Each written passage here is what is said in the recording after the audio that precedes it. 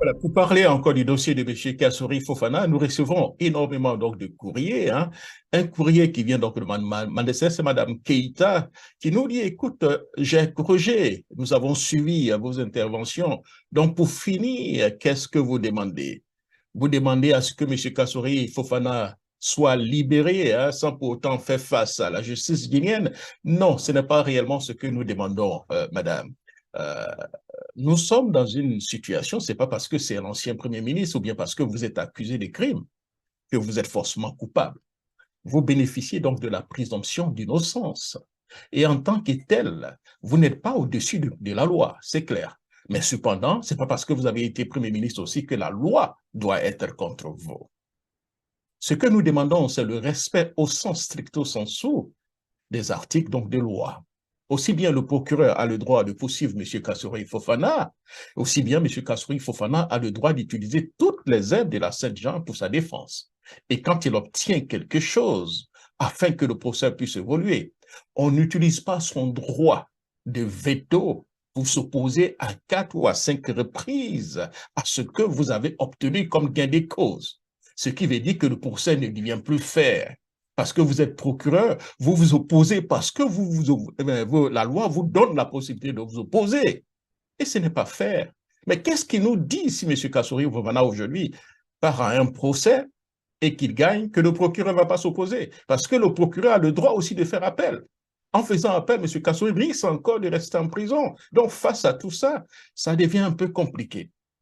Et ensuite, madame, en application donc, des dispositions donc, de l'article 12, hein, alinéa 4 de la Constitution de la République de Guinée, reprise par la charte de la transition, toute personne, madame, accusée d'un acte délictueux hein, est présumée innocente jusqu'à sa culpabilité, a été établie à la suite d'un procès public, madame, lui offrant toutes les garanties indispensables à sa défense.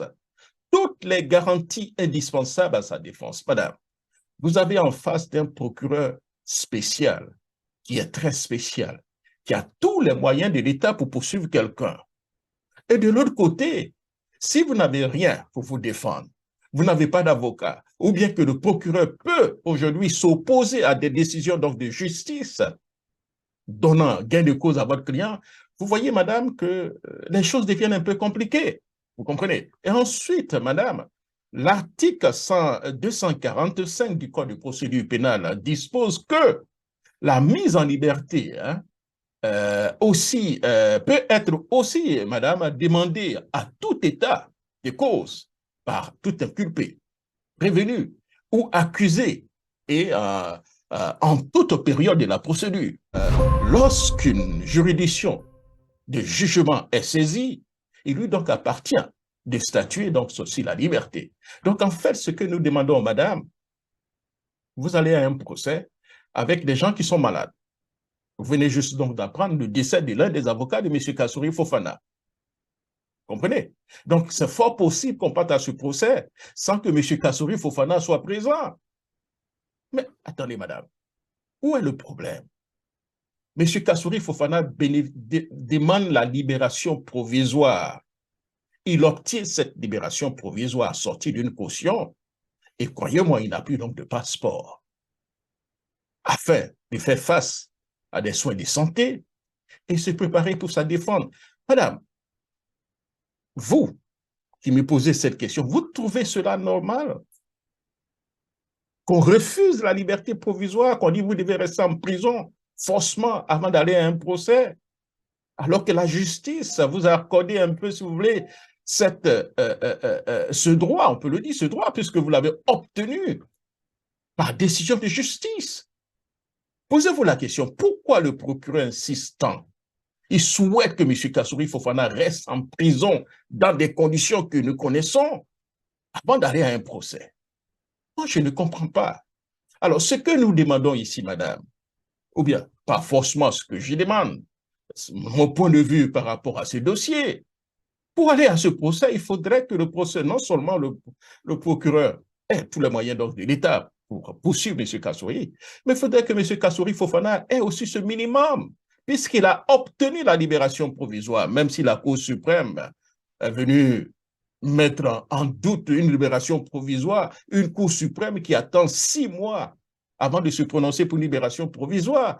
Mais croyez-moi, tout ça est tiré par les cheveux et ça fait honte. C'est honteux pour la justice guinéenne. Je répète, cher ami, un pays qui ne sait pas honorer ses cadres, ne sait pas honorer ses dirigeants, c'est un pays barbare. Mais ça coûte quoi qu'on respecte les droits de M. Kassouri Fofana? Il bénéficie de cette libération provisoire. Il a peut-être 2 ou 3, 4 semaines pour préparer sa défense. Vous allez au procès. Il perd. Il s'en va en prison. Mais qu'est-ce qu'il y a de plus mal? Enfin, est-ce que ce n'est pas beau? C'est pas comme ça la justice fonctionne. Mais pourquoi s'en tenir? Pourquoi être aussi inhumain, méchant, souhaiter à ce qu'il reste en prison, tout en sachant que la procédure a été violée pour pouvoir le mettre en prison? Parce que le procureur n'est pas passé devant un juge pour faire incarcérer M. Kassouri Fofana, madame. Le procureur a utilisé le dilatoire. Il a utilisé la manipulation des articles donc de loi en utilisant la procédure de flagrance délit. Parce que quand vous utilisez la procédure de flagrance délit, vous jugez la personne immédiatement, vous n'avez pas forcément besoin du juge d'instruction, de l'accord du juge d'instruction. Vous jugez la personne immédiatement. Et c'est ce que le procureur a utilisé. Donc, il fait incarcérer M. Kassouri Fofana dans une affaire de détournement pour flagrance délit. Pour des faits qui remontent à des mois, à des années, on parle de flagrance délit. Comprenez? La flagrance délit. On lui pose la question, qu'est-ce que la flagrance délit? Il dit, c'est l'abondance de dossier, de preuves. Donc, si vous avez suffisamment de preuves, vous devez juger la personne immédiatement. Vous ne le faites pas. La loi vous donne la possibilité de juger la personne le lendemain. Vous ne jugez pas la personne le lendemain, vous amenez le dossier en instruction et pendant ce temps, l'autre croupit encore en prison. Est-ce qu'on peut être aussi injuste jusqu'à ce point? Mais si les Guinéens, nous les Africains, nous ne comprenons pas cela, je comprends pourquoi il y a beaucoup de dictateurs dans nos pays. Parce que si la loi là n'est pas lue pour M. Kassouri Fofana qui a un peu de moyens, est-ce que cette loi sera lue pour vous? Voilà pourquoi nous avons défendu le dossier donc, de Mme Fatou Nielo.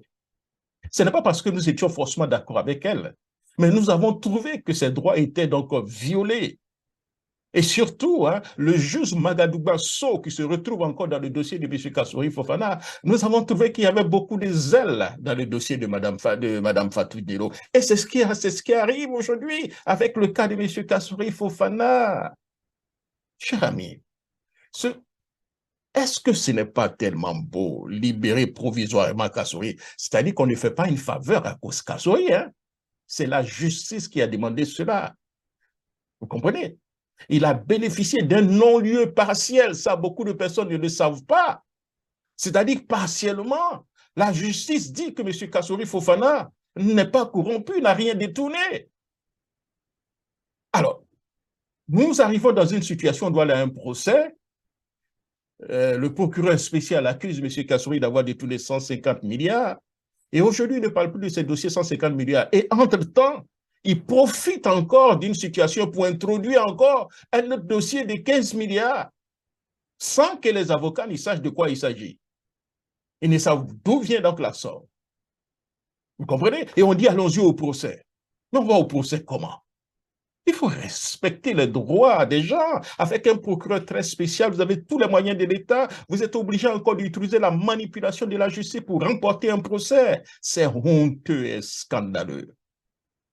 Que la justice guinéenne se ressaisisse, pour ne pas dire que le procureur très spécial, M. Ali Touré, se ressaisisse.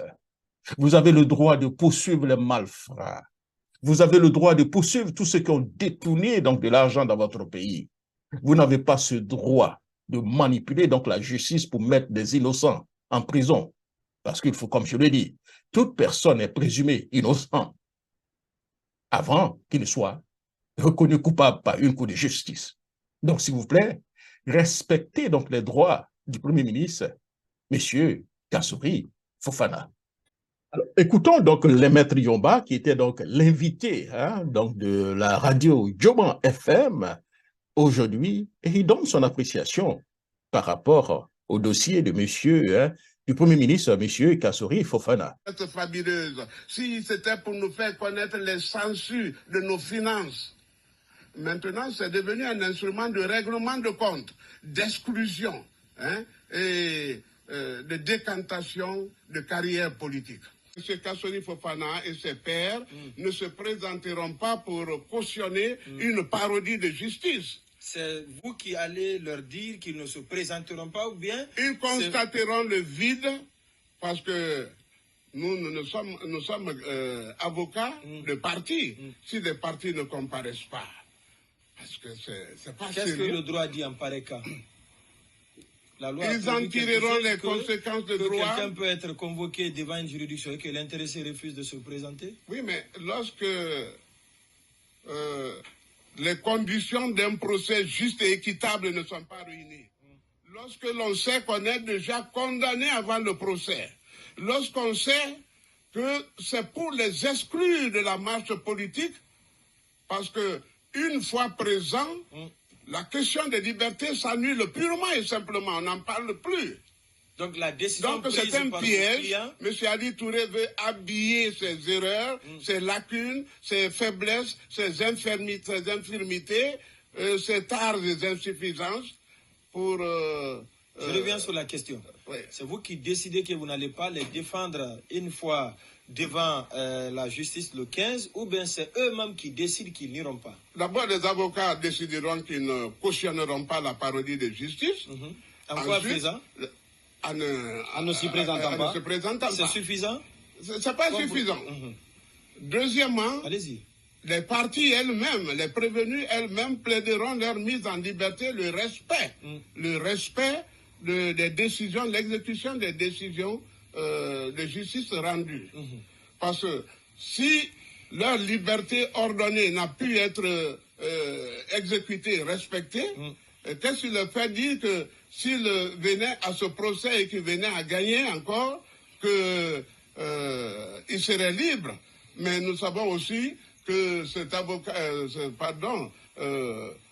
procédure n'est que de façade, c'est garder les gens en captivité, ce sont des otages. Concrètement, vous nous dites que ceux